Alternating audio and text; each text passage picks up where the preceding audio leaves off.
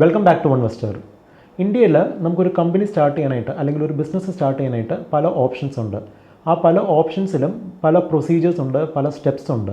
അപ്പം ഇന്നത്തെ എപ്പിസോഡിൽ നമ്മൾ ഡിസ്കസ് ചെയ്യാൻ പോകുന്നത് ഇന്ത്യയിൽ എങ്ങനെ ഒരു ബിസിനസ് സ്റ്റാർട്ട് ചെയ്യാം എന്നുള്ളതാണ്. അത് നിങ്ങൾക്ക് എക്സ്പ്ലെയിൻ ചെയ്ത് തരുന്നത് കൊച്ചിയിലെ പീക്കോ അഡ്വൈസറിയുടെ ഡയറക്ടറായ നോഫൽ നാസറാണ്. നമുക്ക് ഇന്ത്യയിൽ പലതരത്തിലുള്ള ബിസിനസ് എൻറ്റിറ്റീസ് ഉണ്ട്. പ്രൊപ്പറേറ്റർഷിപ്പ് ഉണ്ട്, പാർട്ണർഷിപ്പ് ഫേം ഉണ്ട്, LLP ഉണ്ട്, കമ്പനി ഉണ്ട്, private company, public limited company, one person company, അങ്ങനെ പല ടൈപ്പ് ഓഫ് എൻറ്റിറ്റീസ് ഉണ്ട്.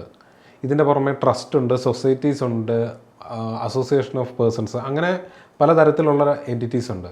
ഇതിന് ഓരോന്നിനും രജിസ്ട്രേഷൻ സ്ട്രക്ചർ എന്ന് പറയുന്നത് അല്ലെങ്കിൽ അതിൻ്റെ ഫോർമാലിറ്റീസ് എന്ന് പറയുന്നത് ഡിഫറെൻ്റ് ആയിരിക്കും.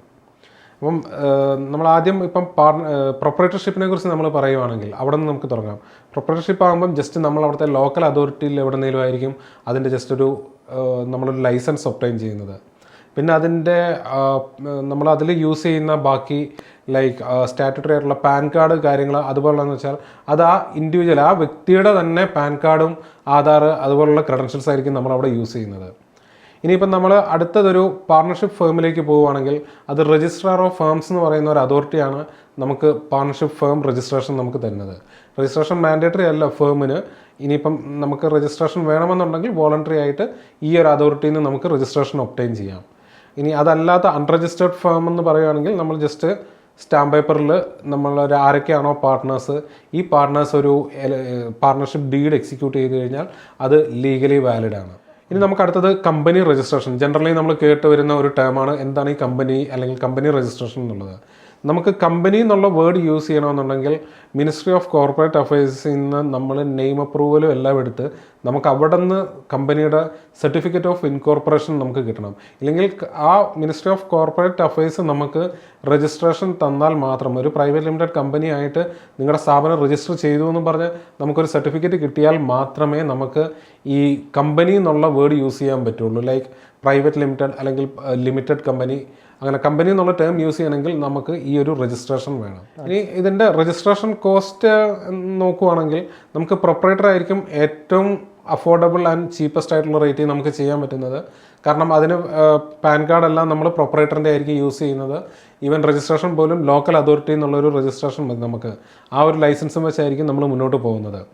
അതേസമയം ഒരു പാർട്ണർഷിപ്പിലേക്ക് വന്നു കഴിയുമ്പം അതിൻ്റെ സ്റ്റാമ്പ് ഡ്യൂട്ടി വരും. കാരണം ഈ സ്റ്റാമ്പ് പേപ്പർ നമ്മൾ പാർട്ണർഷിപ്പ് ഡീഡ് തന്നെ അത് എക്സിക്യൂട്ട് ചെയ്യുന്ന ഒരു 5,000 rupees സ്റ്റാമ്പ് പേപ്പറിലാണ്.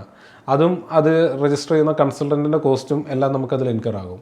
ഇനിയിപ്പോൾ അതിനേക്കാളും കുറച്ചും കൂടെ എക്സ്പെൻസീവ് ആയിട്ടുള്ളൊരു സംഭവമാണ് LLP എന്ന് പറയും, ലിമിറ്റഡ് ലയബിലിറ്റി പാർട്ണർഷിപ്പ്. അത് നമുക്ക് രജിസ്ട്രേഷൻ തരുന്നത് സെൻട്രൽ മിനിസ്ട്രിയാണ്, മിനിസ്ട്രി ഓഫ് കോർപ്പറേറ്റ് അഫയേഴ്സ്. അപ്പോൾ അത് കുറച്ചും കൂടെ സ്ട്രക്ചേർഡ് ആണ്, ഓർഗനൈസ്ഡ് ആണ്. അവിടെ നമുക്ക് ഇഷ്ടമുള്ള പേരും കാര്യങ്ങളും ഒന്നും ഇടാൻ പറ്റിയാല. നമ്മളൊരു നെയിമിന് ആദ്യം ആപ്ലിക്കേഷൻ കൊടുക്കണം. ആ നെയിം രജിസ്ട്രാർ അപ്രൂവ് ചെയ്തതിന് ശേഷം മാത്രമേ നമുക്ക് രജിസ്ട്രേഷൻ ഫോർമാലിറ്റീസ് തന്നെ സ്റ്റാർട്ട് ചെയ്യാൻ പറ്റുള്ളൂ. ഇനിയിപ്പോൾ ഒരു പ്രൈവറ്റ് കമ്പനിയുടെ നമ്മൾ രജിസ്ട്രേഷൻ കോഴ്സിലേക്ക് പോയി കഴിഞ്ഞാൽ അത് നമുക്ക് സെൻട്രൽ മിനിസ്ട്രി തന്നെയാണ് ഈ രജിസ്ട്രേഷൻ തരുന്നത്. അവിടെയും ആദ്യം നമ്മൾ നെയിമിന് അപ്ലൈ ചെയ്യുക, അത് അപ്രൂവ് ആയതിനു ശേഷം ഡിജിറ്റൽ സിഗ്നേച്ചർ അതുപോലുള്ള സംഭവങ്ങൾ നമ്മൾ എടുക്കുക. അതിനുശേഷം രജിസ്ട്രേഷൻ ഡോക്യുമെൻറ്റ്സ് MOA AOA ഇതൊക്കെയായിട്ട് നമ്മളത് ഫയൽ ചെയ്യുക. ഈ രജിസ്ട്രേഷൻ കിട്ടിയതിന് ശേഷമായിരിക്കും നമുക്ക് ബിസിനസ് തുടങ്ങാൻ പറ്റുള്ളൂ, ഒരു പ്രൈവറ്റ് ലിമിറ്റഡ് കമ്പനി അല്ലെങ്കിൽ ഒരു പബ്ലിക് കമ്പനി ആണെങ്കിൽ.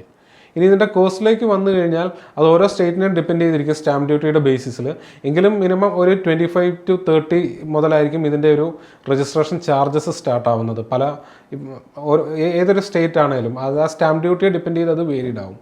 സ്റ്റാമ്പ് ഡ്യൂട്ടി മാത്രമല്ല, ഇനിയിപ്പം നമ്മളവിടെ പാർട്ട്നേഴ്സ് കമ്പനിയുടെ ഡയറക്ടേഴ്സിൻ്റെ എണ്ണം കൂടും അല്ലെങ്കിൽ ഷെയർ ഹോൾഡേഴ്സിൻ്റെ എണ്ണം കൂടുകയാണെങ്കിൽ അതിനനുസരിച്ച് ആ റേറ്റിലും ചേഞ്ച് വരാനുള്ള ചാൻസ് ഉണ്ട്.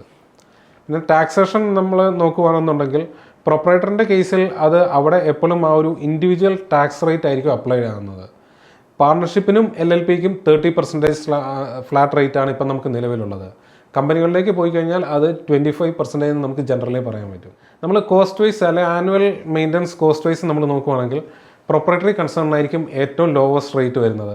കാരണം എന്താണെന്ന് വെച്ച് കഴിഞ്ഞാൽ ആ ഇൻഡിവിജ്വൽ വ്യക്തി ആ proprietor income tax return file ചെയ്യുന്നത് കൂടെ തന്നെ ആയിരിക്കും നമ്മൾ ഈ ബിസിനസ്സിൻ്റെയും കൂടെയും പ്രോഫിറ്റ് ആൻഡ് ലോസ് ഉണ്ടാക്കി അതിനകത്ത് കാണിച്ചിട്ട് അതും വെച്ചായിരിക്കും നമ്മൾ ഫയൽ ചെയ്യുന്നത്. അതേസമയം ഒരു പാർട്ണർഷിപ്പോ LLPയോ കമ്പനിയോ ആയിക്കോട്ടെ, അതിന് നമ്മൾ സെപ്പറേറ്റ് P&L ഉണ്ടാക്കണം. അതിൻ്റെ ആ എൻറ്റിറ്റിക്ക് നമ്മൾ സെപ്പറേറ്റ് ആയിട്ടൊരു ഇൻകം ടാക്സ് റിട്ടേൺ ഫയൽ ചെയ്യേണ്ടതായിട്ടുണ്ട്. അപ്പോൾ സ്വാഭാവികമായിട്ടും അവിടെ ഒരു അഡീഷണൽ കോസ്റ്റ് വരും.